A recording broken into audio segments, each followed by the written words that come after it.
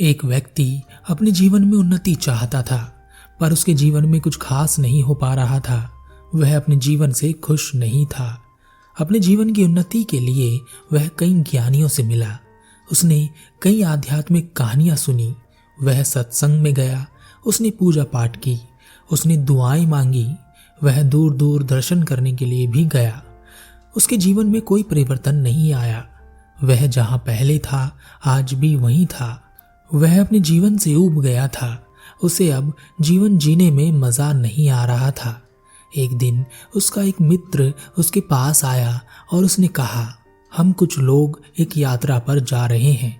जहां हम जा रहे हैं वहां पर एक ऐसी जगह है जिसकी परिक्रमा करने से सारी मनोकामनाएं पूरी हो जाती हैं। क्या तुम भी चलोगे? उस व्यक्ति ने सोचा, वैसे भी जीवन में कुछ हो नहीं रहा है, वहां भी चलकर देख लेते हैं। वह अपने मित्रों के साथ उस जगह के लिए निकल गया। 1 महीने की यात्रा उन्होंने कर ली थी और वह लगभग पहुंचने ही वाले थे। तभी एक जंगल के रास्ते में एक सन्यासी बैठा था। उसने उन्हें जाते हुए देखकर कहा, अरे वहां कहां परिक्रमा करने जा रहे हो? मेरी ही परिक्रमा कर लो, सब मिलेगा। किसी ने उस सन्यासी की तरफ ध्यान नहीं दिया, पर उस व्यक्ति ने उस पर ध्यान दिया। उसने देखा कि वह सन्यासी बड़ा शांत है। उसके चेहरे पर अलग ही तेज है। वह वहीं उस सन्यासी के पास रुक गया। बाकी लोगों ने कहा कि तुम यहाँ रुक कर गलती कर रहे हो, तुम्हें जीवन में कुछ नहीं मिल पाएगा।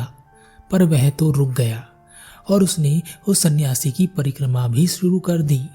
वह परिक्रमा करता और अपने मन में हजारों चीजें मांगता। उसने धन मांगा, सुख मांगा, सम्मान मांगा, हमेशा खुश रहने का वरदान मांगा। जब भी वह एक चक्कर लगाता, एक मनोकामना मांगता। उसने लगभग 45 चक्कर लगा लिए थे। सन्यासी उसे देखकर जोर जोर से हंसता। उस व्यक्ति की परिक्रमा रुक ही नहीं रही थी। तब सन्यासी ने उससे कहा, अब रुक भी जाओ, क्या पूरी दुनिया मांग लोगे? आखिरकार 10 चक्कर और लगाकर वह रुक गया और कहा, गुरुदेव, मुझे आप पर पूरा भरोसा है। मैंने जो मांगा है आप वह जरूर पूरा कर देंगे। गुरु जोर से हंसे और गुरु ने कहा, अगर कोई सांस ले रहा हो और वह कहे कि मुझे सांस चाहिए तो तुम उसे क्या कहोगे? उस व्यक्ति ने कहा, वह तो कोई पागल ही होगा।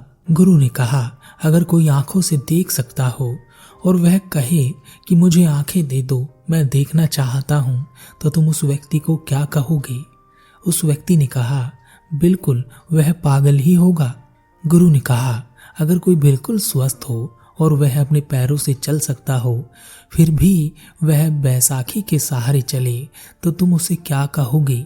उस व्यक्ति ने कहा, बिल्कुल, अवश्य ही वह कोई पागल ही व्यक्ति होगा। गुरु मुस्कुराए और गुरु ने कहा, ठीक है, मेरे साथ चलो, तुम्हें कुछ दिखाना चाहता हूँ। गुरु उस व्यक्ति को लेकर एक गांव में गए। वहां से दूसरे, फिर तीसरे और ऐसे ही करते करते उन्होंने 10 गांव पार कर दिए। वह व्यक्ति थक चुका था और उसने कहा, गुरुदेव, आप कहाँ ले जा रहे हैं? गुरु ने कहा, तुम्हें कुछ दिखाना है। जब वह दोनों 11वें गांव में पहुंचे तो वहां उन्होंने देखा कि एक जगह बहुत भीड़ लगी थी।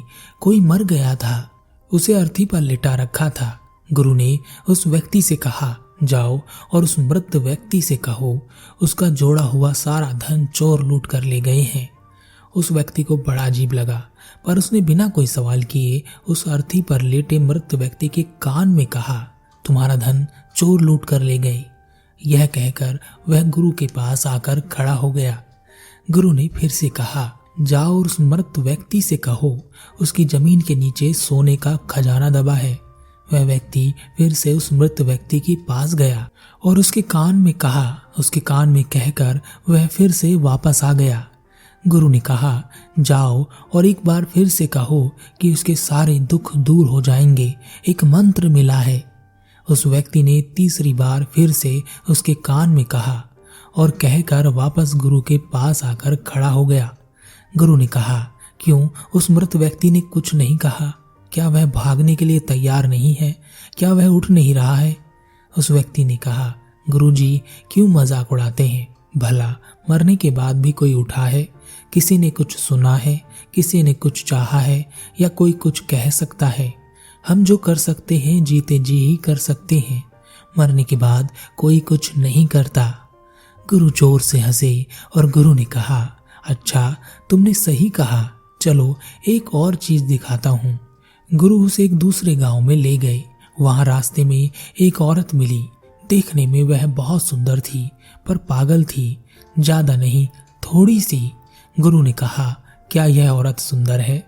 उस व्यक्ति ने कहा, हाँ यह तो बहुत सुंदर है। गुरु ने कहा, पर कोई फायदा नहीं, इसे अपनी सुंदरता का पता ही नहीं है, और अगर यह सुंदर ना भी होती तो भी इसे पता नहीं होता। तुम्हें पता है, यह गरीब सी दिखने वाली औरत यहाँ के सबसे बड़े धनवान व्यापारी की पत्नी है।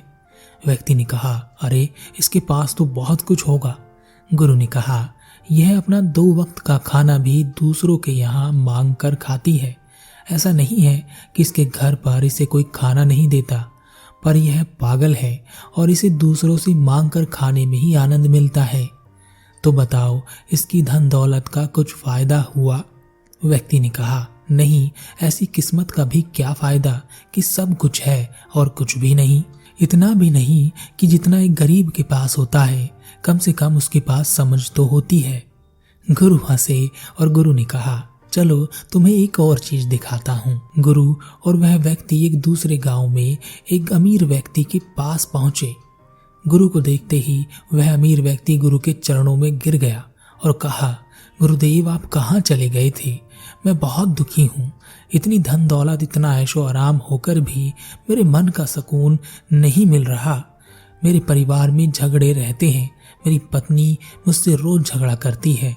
जीवन जैसे नर्क हो गया है। कभी कभी तो मन करता है कि कहीं जाकर मर जाऊं। मैं अपने जीवन से ऊब गया हूँ।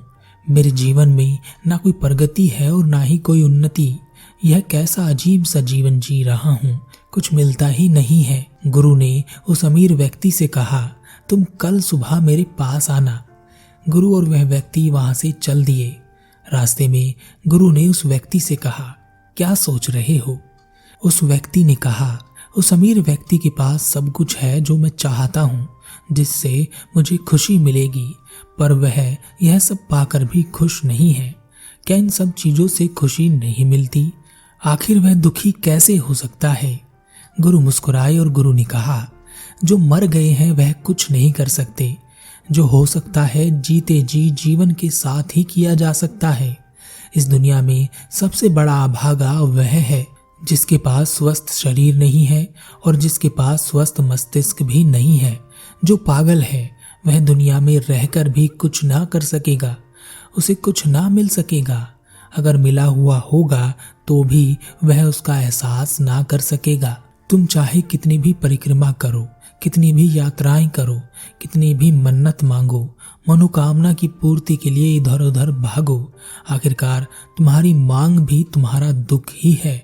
तुम मांगते तो सुख हो, पर तुम्हें पता ही नहीं है कि जिसे तुम सुख समझकर मांग रहे हो वही तो असली दुख है।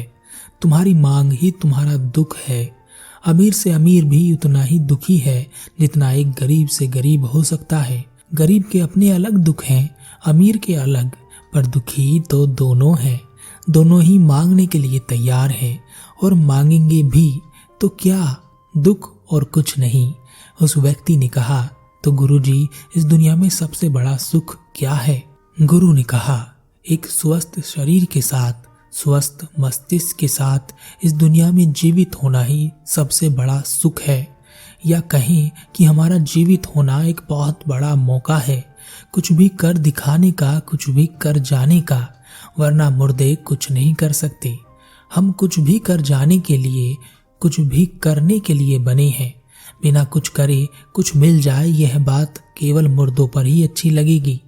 कुछ लोग जिंदा होते हैं पर वह मुर्दों से भी बेकार होते हैं, क्योंकि मुर्दे की मजबूरी है कि वह कुछ नहीं कर सकता। पर वह जो जिंदा हैं पर मुर्दों की जिंदगी जीते हैं, क्योंकि वह कुछ करना ही नहीं चाहते। वह चमत्कार चाहते हैं, वह जीवन में खुशी तो चाहते हैं पर कर्म करना नहीं चाहते। वह कर्म करना चाहते हैं पर करना ही नहीं चाहते। उस व्यक्ति को गुरु की बात समझ आ गई। वह गुरु के चरणों में गिर गया और उसने कहा, गुरुदेव, मैं समझ गया। मैं अभी तक मुर्दों का जीवन जी रहा था, सोच रहा था कि कोई आए और मुझे खुशी देकर जाए, पर अपने जीवित होने की खुशी और सुख को और शक्ति को मैं नष्ट कर रहा था। आपका बहुत धन्यवाद मुझे यह समझाने के लिए। उस व्यक्ति ने समझ लिया कि जीवन में सबसे कीमती चीज जीवन ही है। वह ठीक है तो वह कुछ भी कर सकता है। करने से सब हो जाता है, ना करने से कुछ भी नहीं। हमारे साथ भी कुछ ऐसा ही है। हम बहुत कुछ करना चाहते हैं और उसे करने के लिए बस एक मौका ढूंढते रहते हैं, बिना यह जाने कि वह मौका तो आपको कब का मिल चुका। आपका जीवित होना ही वह मौका है। आप कुछ भी कर सकते हैं।